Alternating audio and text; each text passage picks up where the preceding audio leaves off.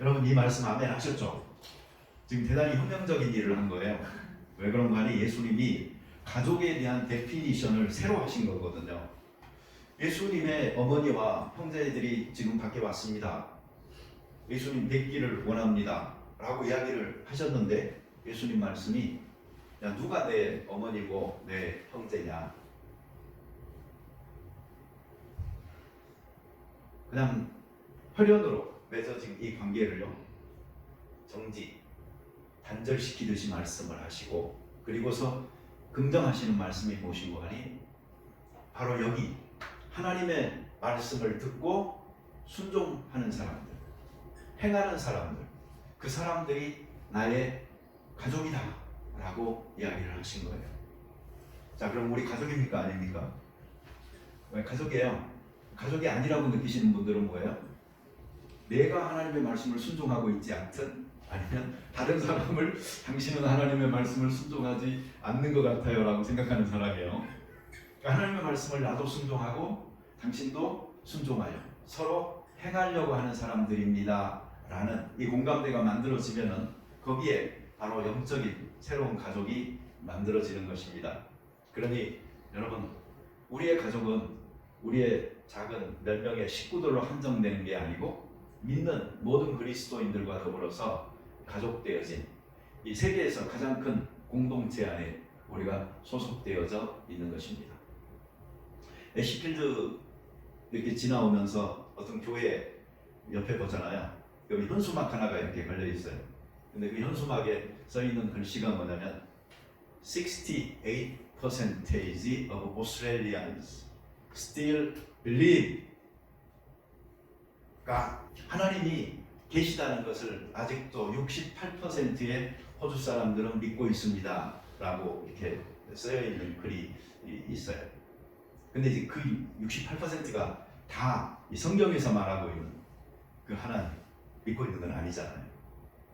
그 중에는 유대교 교인들도 있을 거고, 또 이슬람 교회 사람들도 있을 거고, 또 힌두교 사람들도 있을 거고, 기타 등등 잡다하게 어떤 디어티, 그 신이 있다라고 생각하는 모든 사람들이 다 포함된 거잖아요. 예. 그래도 우리가 기뻐해야 될 건 이 세상 사람들 3명, 4명 중에 한 사람은 크리스찬이라는 겁니다. 그리고 우리는 그 안에 소속되어져 있기 때문에 이 세상에서 가장 큰 이 패밀리 안에 우리가 있다는 것 감사하면서 살아야 되겠습니다. 우리는 믿음을 가지고 있습니다. 그런데 여러분 믿음이 순수하신가요? 한번 가만히 생각해 보세요. 우리는 다 순수하기를 원합니다. 그렇지만 현실은 그렇지 않습니다. 신앙생활을 시작하는 처음에는 누구나 다 순수하게 그리고 신선하게 출발합니다. 그런데 시간이 지나면서 바위에 이렇게 이끼가 끼듯이 또 유리창에 먼지가 내려앉듯이, 대표적인 지금 이거 유리창에 봐보세요. 더럽잖아요. 이게 흐려져 있어요. 우리의 마음에도요 이런 어떤 그 때 이런 것들이 끼어 있어서 우리의 생각도 왜곡되고 또 우리의 마음도 뒤틀리고 또 우리가 살아가는 삶의 방향도 언젠가 이렇게 구부러져 가지고요, 내가 가만히 생각해 보면 내가 가야 될 목표 지점은 저긴데 왜 나는 지금 여기에서 왜 이렇게 방황하고 있지? 엉뚱한 곳인데? 라고 생각할 때가 있는 것입니다. 이 사람들이요 남은 잘 알아요. 요새 세상에서. 그리고 우리 주변에서 또는 아주 먼 곳에서요 지금 어떤 일이 일어나고 있는지는 너무나 잘 알아요. 전화기만 듣고 뉴스 몇 개만 봐도 우리는 다 지식인들이에요. 그렇지만 등잔 밑이 어둡다고 바로 나에 대한 그 지식은 정확하지도 않고 그리고 많이 알고 있지도 못하는 게 바로 우리들이에요. 그래서 문제가 분명히 있는데도 불구하고 나 괜찮지? 그러면서 그렇게 믿고 싶고 또 그렇게 웃으면서 넘어가려고 하는 우리들일 때가 많이 있습니다. 제가 이렇게 보면은요 신앙 경력이 좀 쌓이다가 보잖아요. 그러면 사람들은 자기 나름대로 자기만의 이 생각, 어떤 그 필터를 갖게 됩니다. 그리고 이 필터로 이제는 그 세상을 봐요. 그리고 사람을 봐요. 그리고 여기에 너무 익숙해지다 보잖아요. 그러면 그것을 모든 것 기준에다가 다 갖다 대면서 거기에 맞는 것만 받아들이고 맞지 않는 것은 걸러내고 하는 것을 하게 되죠.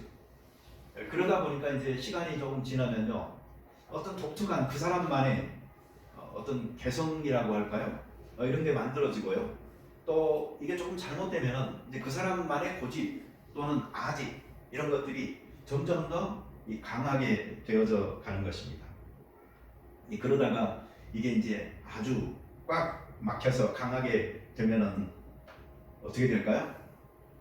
이제 크리스찬이라고는 하지만, 하나님을 믿는다고는 하지만, 성경이 내 신앙과 삶의 유일한 기준이라고 말은 하지만, 그보다도 내 기준이, 내 아집이 더 커져서 오히려 성경적인 것들을 거절하고 부인하고 하는 경향까지도 생겨나게 되는 것입니다.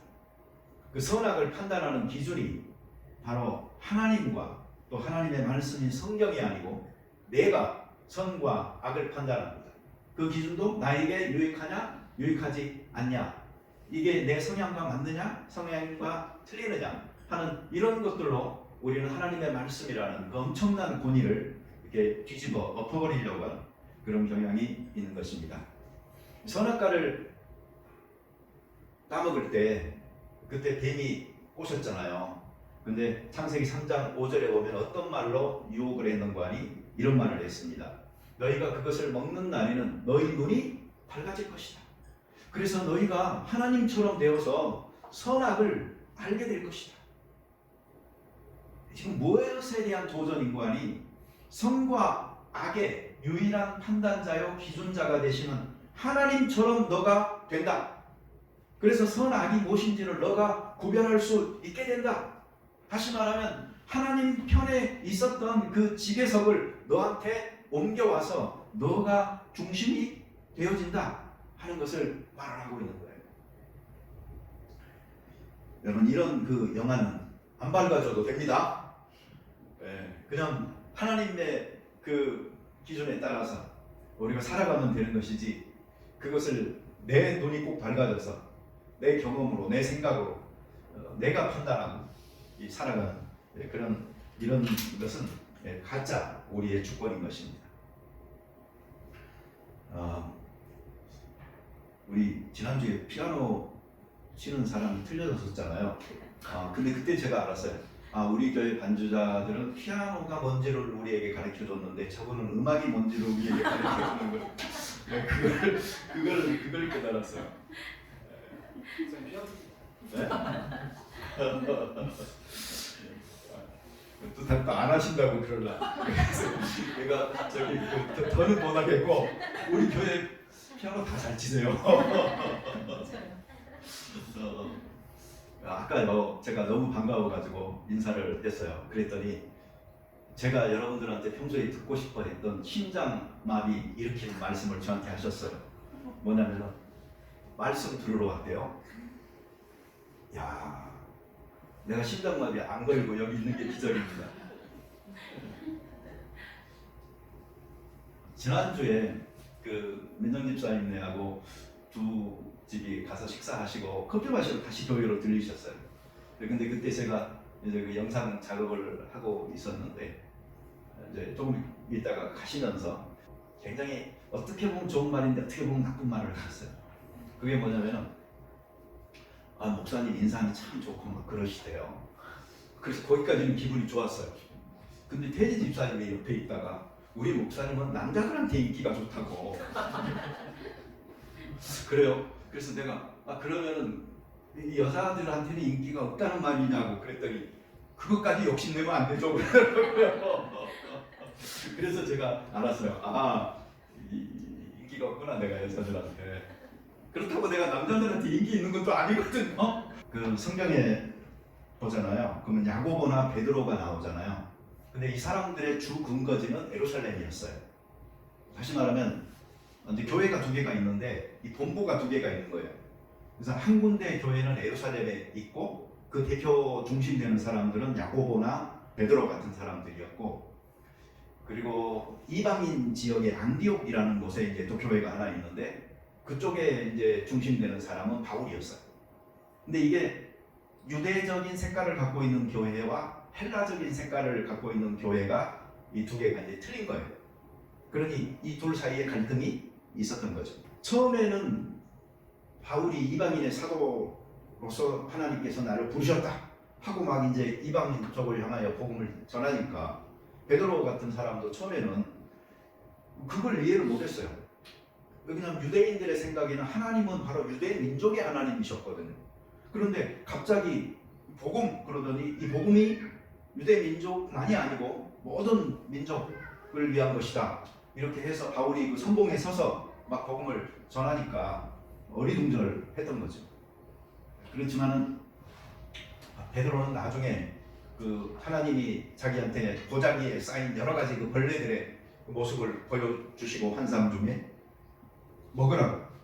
그러니까 나는 이런 거 못 먹는다고. 나는 유대인으로서 이런 거 안 먹어봤다고 이렇게 성결을 함을 나는 지키는 사람이라고 막 이렇게 하니까 하나님이 깨끗하게 하신 것을 너가 더럽다고 하지 말으라고. 그 환상을 보고 나서 이방인들도 하나님의 은혜로 구원하기로 하셨구나 라는 것을 인식은 했지만은 아직 그 뼛속까지 그게 다 받아들여지고 이제 그랬던 것은 아니었던 거죠. 네, 그래서 이 바울 측하고요 이 베드로 사이에 이상한 기류가 이렇게 흐르고 있었던 것입니다. 갈라디아서에 보면은 그 어떤 한 그 사건이 나와요. 그것은 베드로가 이방인들과 같이 이렇게 밥을 잘 먹고 있었어요. 식사를. 그런데 갑자기 야고보의 그 사람들, 그러니까 아직 할례 받아야 된다. 이방이든 유대인이든 상관없이 다 할례 받아야 된다. 율법주의적인 주장을 하고 있는 사람들이 이렇게 들어온 거예요. 그러니까 베드로가 그걸 의식했어요. 저 사람들 눈에 유대적인 가치관을 갖고 있는 사람이 지금 나를 본다면 나는 유대인으로서 나는 못할 일을 하고 있는 거다. 그래가지고 식사 자리에서 갑자기 일어나가지고 살짝 숨었어요. 그러니까 베드로가 그러니까 다른 사람들도 슬쩍 자리에서 일어나가지고 이렇게 자리를 떠나는데 그 중에는 아나바 같은 사람도 그렇게 한 거예요. 그러니까 이제 이것을 보고 있었던 바울은요 이걸 못 견디는 거예요. 예수님께 받은 복음이라는 것이 이런 유대인과 이방인의 경계를 허무는 것인데 이거 위선적으로 행동하고 있네? 이걸 느끼는 순간 여러 사람이 있는 데서 사도 바울이 베드로를 책망합니다.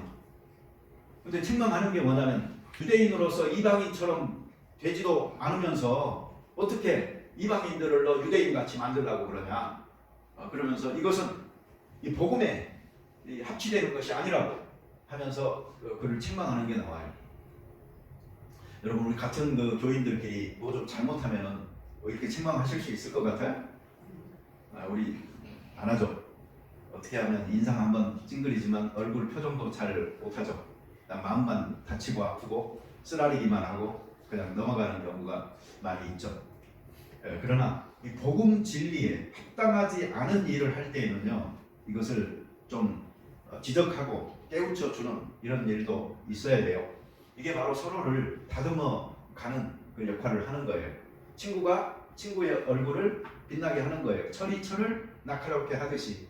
그러니까 크리스찬으로서 우리 이 믿음의 여행을 함께하는 사람들로서 서로를 이렇게 무장시켜 나가는 일에는 이렇게 할 수 있는 용기가 좀 있어야 됩니다.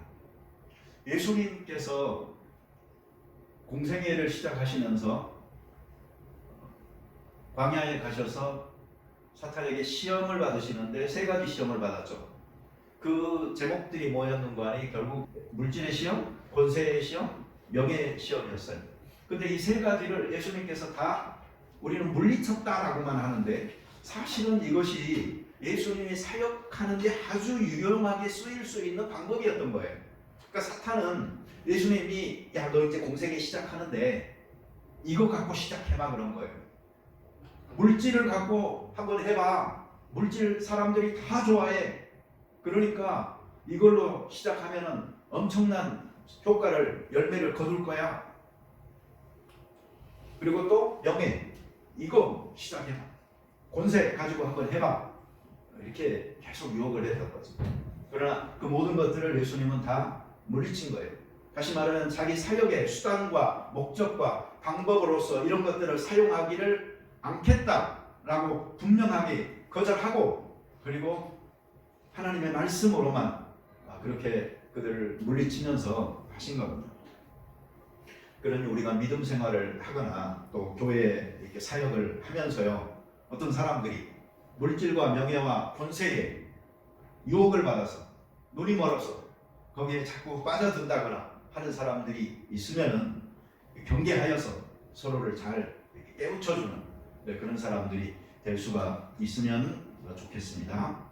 아까 그 주의 옷자락 만지며라는 그 찬양하는데 거기에 보니까 나의 왕관을 노을이라고 그랬나?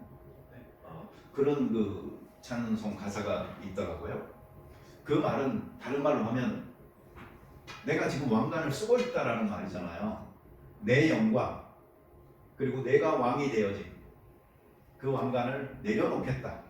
그 말은 진정한 주인이 되시는 예수님을 나의 주님으로 왕으로 모시고 내가 살겠습니다 라는 그런 겸손한 고백이라고 저는 생각을 했어요. 근데 거기에 보면은 그 두 발을 씻는 장면도 나오고요. 그리고 무슨 가사가 있었죠? 그렇죠. 그걸 내가 이렇게 가사를 보면서 놀랬어. 씻기는 걸 씻겠다고 해도 어떻게 입 맞출 수가 있겠나 이런 생각을 해봤어요. 그러면서 제가 금방 드는 생각이 뭐였냐면, 사랑하기 때문에, 예수님을 사랑하기 때문에 예수님의 발을 두 발을 씻을 수는 있겠다. 그런데 예수님의 그 발에 입을 맞출 수 있는 것은 바로 예수님께 죄 사함을 받은, 그 용서함을 받은 자의 감사, 감격이 넘칠 때에 그게 가능하겠구나 라는 생각이 들더라고요. 그러니 여러분, 예수님의 그 사랑 충분히 느끼시고 예수님의 발도 씻으시고요, 예수님께서 내 모든 죄 사해 주셨다라는 이 감사함의 마음으로 충만하여서 그렇게 예수님에게 입맞춤도 하실 수 있게 되기를 바랍니다. 그것도 어디에다? 발에다가. 네.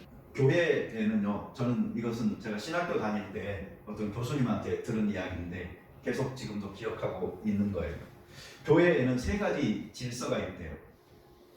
어떤 질서가 있을까요? 따라서 해봅시다. 영적인 질서, 직분의 질서, 나이의 질서. 네, 세 가지가 있는데 순서도 똑같은 거예요. 그대로 해야 된대요. 한국 사람들은 근데 뭐가 제일 먼저 가버려? 나이가 제일 먼저 가버려. 그래서 잘 이야기하고 하다가도요, 뭐가 좀 기분 나쁘게 좀 누가 나를 공격한다든가 뭐 논리적으로 조금 자기가 당하고 있다 그런 생각 들면, 야, 너 몇 살이야 임마, 컴퓨터 이렇게 나와갖고 다 덮어버리려고 하는 그런 경향이 한국 사람들은 되게 강해요. 네, 근데 교회 안에는 그 나이의 이 질서라는 것은요, 뒤쪽이에요. 뒤쪽. 제일 앞쪽에 가야 될 게 영적인 질서예요. 다시 말하면요, 나이가 상관없어요. 조그만 아이라고 할지라도 정말 하나님의 성령에 감동되어져서 하나님의 말씀을 우리에게 할 수가 있고요, 깨우침을 줄 수도 있는 거예요. 그래서 우리 집사람은 가끔 문제 같은 애들 때문에 놀래가지고 막 벌벌 떨기도 해. 어떻게 이렇게 조그만 애가 그 하나님 그 사랑하는 마음을 갖고 있고, 그 다음에 어떤 말씀을 하나 이렇게 듣잖아요. 그러면 걔는 금방 그 말씀의 적용까지도 금방 끝난대요. 그래가지고 이렇게 해야 돼 라고 말을 하고요, 그 다음에 놀라운 것은 그걸 그대로 하려고 노력을 한다는 거예요. 네, 엄마 닮았는지 아빠 닮았는지는 모르겠어요. 여기 엄마가 계시니까 난 엄마 닮았다고 해야 되고, 그 다음에 테디 집사님을 내가 보면은 조금 더 신앙적으로 성숙해져야 돼. 그래서 영적인 질서라는 것은요, 나이하고 상관없어요. 아무리 어리고 해도 그가 옳은 소리를 한다면, 진리에서 벗어나지 않는다면 우리는 그것을 따를 필요가 있어요. 그리고 직분의 질서와 나이의 질서, 이런 것들이 잘 지켜진다면 교회는 참 아름다운 가족으로서 화합할 수가 있는 것입니다. 자, 입을 열자. 그래서 서로를 세워주는 말들도 때로는 따끔하게 좀 하자. 그렇지만 웬만한 것은 좀 눈 감아 주자. 그것도 같이 가야 돼요. 안 그러면은요, 쟤는 뭐 사소한 거 갖고 맨날 저렇게 꼰대질 한다고 이런 말이나 듣고 그럴 수가 있어요. 그러니까 그냥 넘어가고요, 웬만하면. 그러나 정말 이건 복음 진리에서 양보할 수 없는 것인데 이런다 할 때는 우리 스픽 아웃 해야 돼요. 그래서 당신도 나도 이 경계심을 가지고 말씀대로 잘 살아야 됩니다 하는 이런 게 있게 되기를 바라요. 요즘 금값하고 은값이 많이 올라갔다고 그래요. 그리고 이게 막 등락폭이 심해가지고 사람들이 투기를 거기다 많이 한다고 그러는데, 여러분 제가요 이 돈에 별로 관심이 없는 것 같잖아요. 안 그런가요? 네, 그런데요, 제가 돈에 눈이 한번 멀은 적이 있었어요. 아주 오래전에 여기 바이센테니얼 가게 갔는데 그 아프리카 그 여자분들이 뭐 모여가지고 어떤 모임을 하는데요.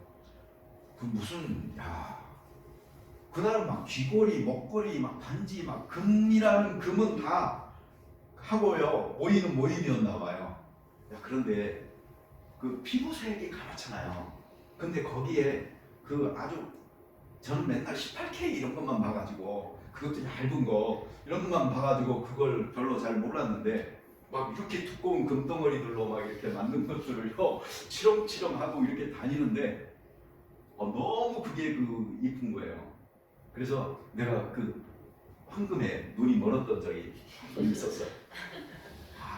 금이 저렇게, 왜냐하면 그냥 아주 가벼운 그런 반짝거림도 아니고요, 모르겠어요, 너무 그 조금 진한 노란색의 그 묵직함이 느껴지는 막 그런, 그래서요, 황금이 저렇구나라는 것을 내가 처음으로 가까이서 본 그런 경험이 있었어요. 그래도 아주 눈이 멀지는 않았어요. 만져보지는 않아가지고. 그거 만약에 내 손에까지 한번 왔었잖아요. 그러면 내가 그 맛에 그때부터 정신 차리고 돈을 벌었을지도 모르겠어요. 그런데 아주 맛이 안 간 것을 그래도 지금은 좀 고맙게 생각합니다. 누가요, 물질의 눈이 멀거나 권세의 눈이 멀거나 이 명예의 눈이 멀어서 크리스찬의 길에서 벗어나려고 하면 깨워주세요. 정신 차리도록. 그게 우리가 가족으로서 서로 해야 될 일입니다. 그 사람들은 자기 안에 어떤 그 특정한 필터를 가지고 살아가게 되는데, 문제는 이거예요. 이 필터가 하나님의 기준이라고 하면은 너무 좋은 거예요. 근데 이 필터가 하나님의 말씀의 기준과 상관없이 형성된 것이라고 하잖아요. 그러면 이것을 과감하게 깨뜨리고 버릴 줄도 알아야 돼요.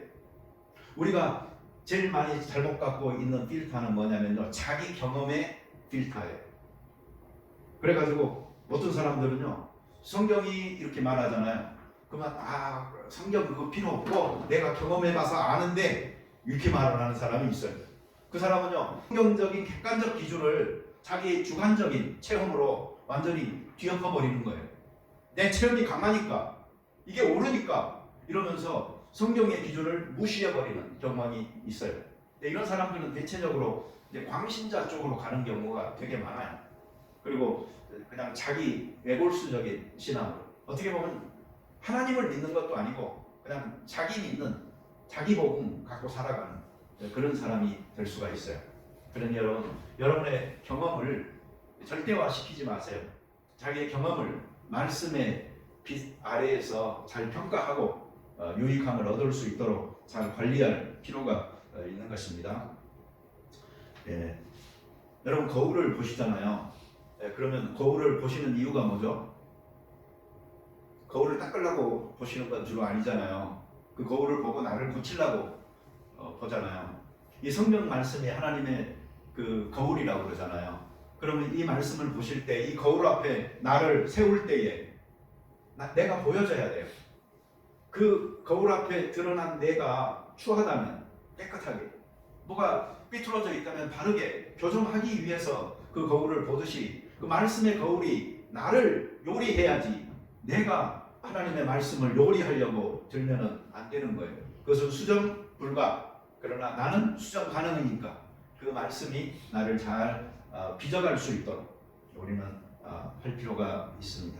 여러분, 내 경험이라는 그 스펙이라는 것은요, 하나님께 그다지 중요하지가 않습니다. 당신의 그 스펙이라는 것은 당신을 이용하려고 하는 사람에게 필요한 것입니다. 그러나 하나님은 우리를 이용하려고 하시는 분이 아니고 오히려 하나님께서 가지고 있는 그 매뉴얼대로, 그 퍼스피케이션대로 살아가려고 하는 사람들을 사용하시는 거예요. 그러니 자꾸 내 경력이나 또 내 학식이나 내 경험으로 이 하나님의 말씀을 무시하면서 선을 자꾸 넘지 마시고 하나님의 말씀의 기준 아래서 내가 잘 사용되어지는 그런 일이 있게 되기를 바랍니다. 제 핸드폰에요. 이건 일부 앱에서 제가 말 안 했어요. 제 핸드폰에 그 와우 라디오라는 그 어플이 있거든요. 없으면 그거 설치해 보세요. 되게 재밌어요. 그러면 한국의 그 라디오나 텔레비전 방송이나 뭐 극동 방송 뭐 이런 거 다 거기에 있어요. 그럼 언제든지 이제 그걸 들을 수가 있거든요. 근데 내가 그 채널로 내가 고정을 안 시켜놨던 게 하나 있었어요. 그게 바로 TBS라는 그 뭐 TV 방송이 있더라고요. 근데 그걸 얼마 전에 이제 이렇게 해놓고 이렇게 어저께 내가 이렇게 틀어놓고 뭘 하는데 다시 보는 오지라는 그 프로그램이 있더라고요. 그래서 삼척에서 한참 들어가는 무건리라는 아주 애직 마을을 이렇게 그 찾아가는 탐방 기사예요. 거기에 세 가구가 살고 있대요. 막 산 넘고 물 건너가지고 이렇게 가는 곳인데. 근데 거기에 어떤 스님이 한 분 살고 계세요. 나이가 보니까 한 50몇 세 정도 됐는데 그분이 그래도 거기서는 제일 젊다고 거기 이장이래요. 이장. 그래서 이제 이분이 옆집을 놀러 갔어요. 그랬더니 거기는 이제 70 몇 세 되신 분들 할머니 할아버지가 살고 계시는데 잘 왔다고 마침 잘 왔다고 뭐 좀 하나 부탁하자고 그러더니요. 여러분 쟁기 아세요? 쟁기? 쟁기를 꺼내 갖고 오시는 거예요. 그러더니 그 스님 목에다 이렇게 걸어줘요. 그러니까 스님이 이제 그 소처럼 여기 가는 거예요. 그리고 뭘 하시냐면 배추밭 있잖아요. 그걸 가는 거예요. 그러니까 스님이 이렇게 그 쟁기에 매여가지고 앞으로 이제 이렇게 가시고 뒤에서 할머니가 그 쟁기 잡고 그 배추 그 고랑을 이렇게 이제 새로 만드시는 그런 일을 하시더라고요. 그리고 이제 진짜 재밌는가 수고했다고 이러시고 이렇게 수고했는데 내가 그냥 보낼 수는 없지 그러셔요. 그래서 이제 뭐라도 하나 주고 그렇게 가시려나 보다 했더니요. 쌀을 씻어가지고서 그 다음에는요 이제 어디로 데리고 갔냐면은 그 용어가 있던데 디딜방아라고 그래가지고요 방아를 찢는 건데 발로 이렇게 이제 굴러가지고 찢는 방아가 있더라고요. 그리 가가지고 쌀을 거기다 넣고 스님더러 또 찍으라고 그래요.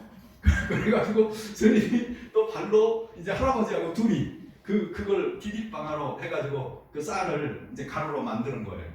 그래가지고 할머니가 그 쌀 가루를 가지고 이제 백설기를 만들어가지고 같이 이렇게 나눠 먹는 그 모습을 봤어요.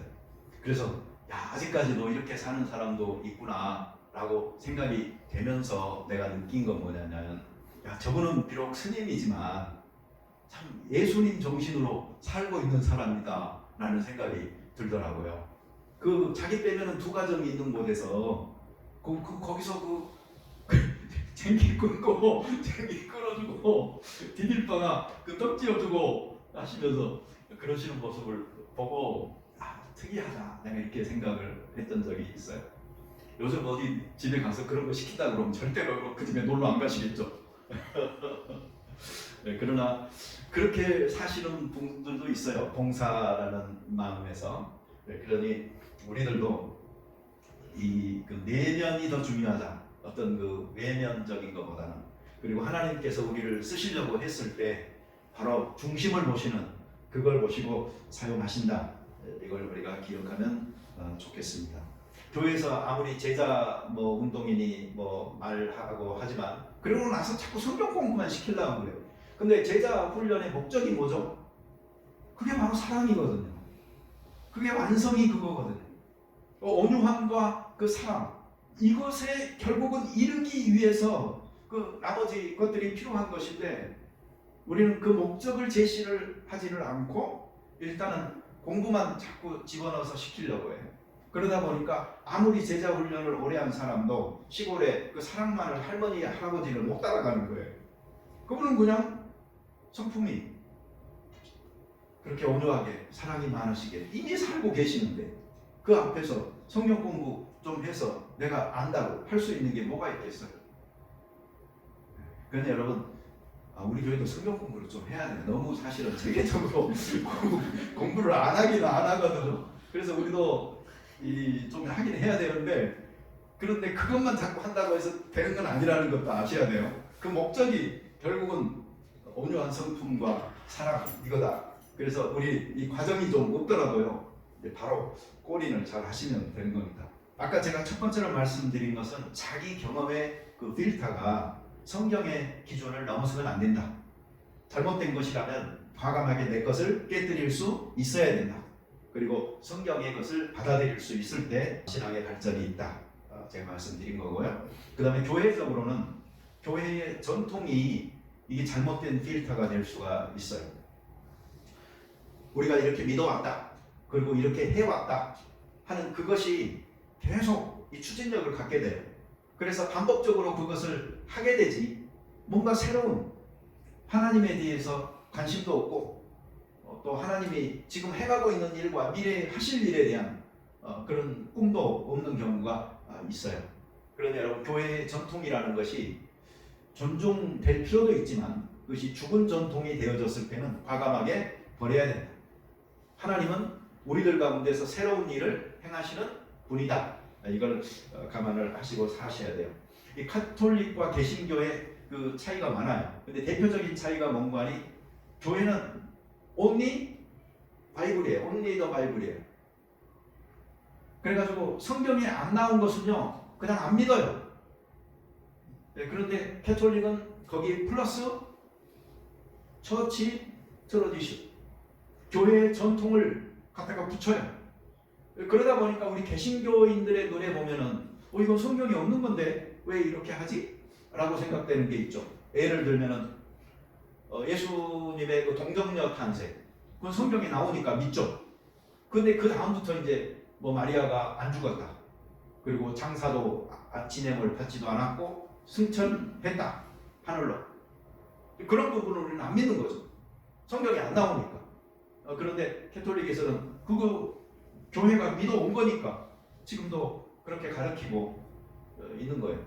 근데 개신교인들은 전통보다는 하나님의 말씀이다라는 이 중요성을 늘 가지고 있어야 되는 것입니다. 여러분, 겸손의 반대말 두 가지 뭐죠? 첫째, 자, 겸손의 반대말 첫째, 그렇지. 자, 이제 이건 어려운 거야. 두 번째는 뭘까요? 이건 내가 교회에서 많이 듣던 거예요. 이건 기억력의 문제지 여러분의 지능의 문제가 별로 아닙니다. 뭐죠? 아니, 네 글자. 따라서 해보세요. 자기 비하. 네. 겸손이라는 것은요, 있는 그대로가 겸손인 거예요.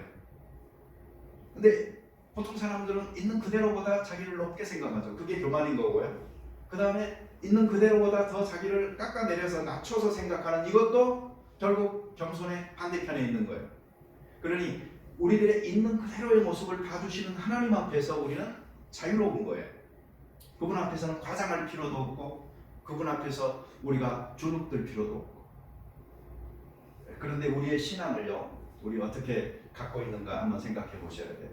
어떤 때는 내가 성경의 기준보다 교만하여서 성경의 기준들을 무너뜨리고 무시하고 어떤 것은 안 좋다고 버리고 어떤 것은 좋다고 주워 담고 할 때가 있고요. 또 한 가지 반대되는 경향이 뭐냐면 성경이 말하고 있는 수준에 아주 못 미치게 살고 있으면서요, 그것을 그냥 당연하듯이 또 살아가는 모습도 하나님 보시기에는 안 좋은 거예요.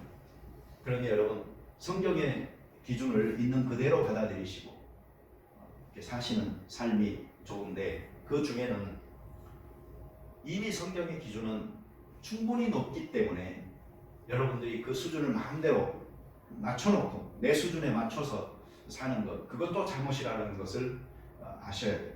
예수님께서는 한 번도 자기를 믿고 자기를 따르다는 것이 쉽다라고 말씀하신 적이 없어요. 오히려 예수님께서는 십자가 지고 자기 부인하고 이 좁은 길로 가는 거, 이거 어려운 거라고 말씀을 하셨어요.